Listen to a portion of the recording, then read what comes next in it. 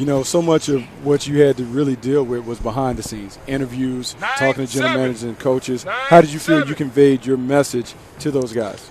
Well, I think all my interviews went extremely well. You know, I was extremely honest with those guys. Kept a smile. I was positive, and definitely didn't miss a beat when it came to drawing plays up on the board. So I think the interview process went well. You know, I think I carried myself well, and you know that's only going to take me further in the future. Now, you've spent some time with one of my favorite players, Patrick Peterson. Yes, had a chance to meet Patrick a couple different places. What has Patrick done to help you prepare for this and really prepare for playing in the National Football League? He's been that stable person in my life in the last couple months that, you know, he was hard on me, but he understood me. You know, and he just wanted me to do well and reach my dream. You know, he stayed encouraging, stayed positive, and, you know, he was supportive. You know, he never truly dragged on about the past, you know, but just made me understood where I was headed at and how serious it can be. We're watching footage of you in the drills. I don't know if you heard, but Patrick tweeted out after you ran that 40 in the 4.4s. He said, as good as the 40 time is, wait till he gets in drills. That's when he's really going to shine. Could you feel how well you were doing out there? Oh, definitely. Yeah. And that's natural for me to just go out there and just do drills. You know, I think my change of direction is pretty quick, and you know, I think my ball skills are one of the best. When you mentioned the interviews, give us an idea, just percentage of the conversation that was about the problems you had being removed from the team versus football.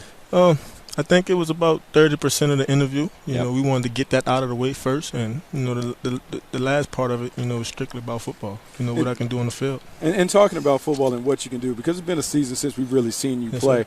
But that last season in 2011, you were so dynamic, made so many plays on the ball and as a returner. Yes, sir. What do you bring to the table when you're on the field, particularly on defense? You know, I'm an impact player, you know, and it doesn't matter where you line me up on the field. You know, I can pretty much play every special teams.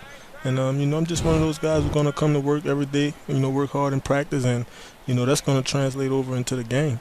We heard you mention, you were talking with our colleague Akbar a little bit earlier about the issues in college. We watch your college football. What you know, obviously something clicked, Tyrann. I mean, yes, you know, so can you think of when that happened, how it happened, why it happened? You know, I just think, you know, I didn't have everything together back in college. You know, had everything together as far as football went, but you know, when it came to my social life and my personal life, I just didn't have everything intact. You know, I didn't have my emotions intact. Spiritually, I wasn't intact, and you know, once you take football away, you're able to work on a person. You know, these last 6 months, that's all I had was Tyrann the person. You know, so I attacked the person, attacked my issues, and you know, I think that's why I'm here today at the Combine. Now, we got a few weeks. Obviously, you have some time. Got another pro day coming up. Yes, sir. What are some of the things that you want to continue to work on and develop going forward? Well, definitely, you know, I want to work on my bench. You know, I definitely think I can get that up there. That's not four is not what you normally do. How'd that happen? I'm looking. I mean, you know, you got a chest on you there. Yeah, Tyrann. I'm not one of those guys who get stronger in the weight room. You know, but that's something I'll focus on. I'll focus on going forward. But basically, coming into the Combine, you know, I wanted to nail the interview process, be honest and open. You know, as far as that 40-yard dash, that's what I was working on. Yeah.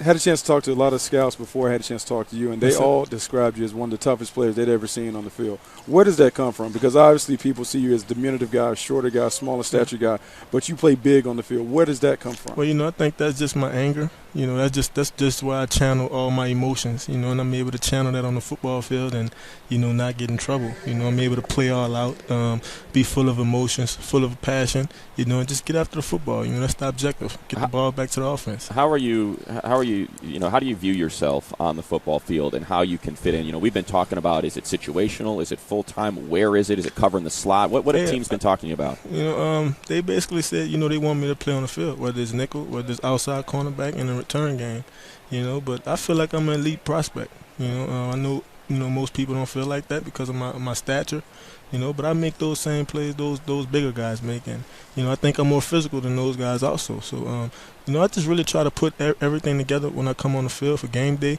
you know, and just try to lead my team. You know, you talk about your versatility. I described you to Money as kind of like a mini Charles Woodson. Yes, you know, a guy that can kind of do it all on the field, make plays in the kicking game. Yes, is there somebody that you aspire to be like in the National Football League? It's definitely Charles Woodson. You know, Ed Reed, Troy Polamalu. You know, I don't think I got those guys' game, but, you know, I definitely try to take bits and pieces from all of those guys' game and put it into my game. When it is, you know, and this was the counterpoint I guess I brought up to Bucky when he said that. I said we just came off a draft where Russell Wilson was docked for being 5'10" and 3/4. Yeah. I mean, if the skill set is there, And the only issue is the diminutive stature. You're just kind of banging your head against a wall, I guess, right? At some point, you're not going to grow. You're as tall as you are. Yeah. Is it a matter of just selling the skill set? Definitely. I thank God that I'm this height, and He blessed me with tremendous talent. And, I can't do anything about it. Right. That's something I can't control. I won't stress myself out worrying about my height. Yeah. I'm just going to go out there, give it my all, try to be on the field at least 90% of the plays, and just ball out. Last thing for you, and then we'll let you get back over there to the Broad and the Vert.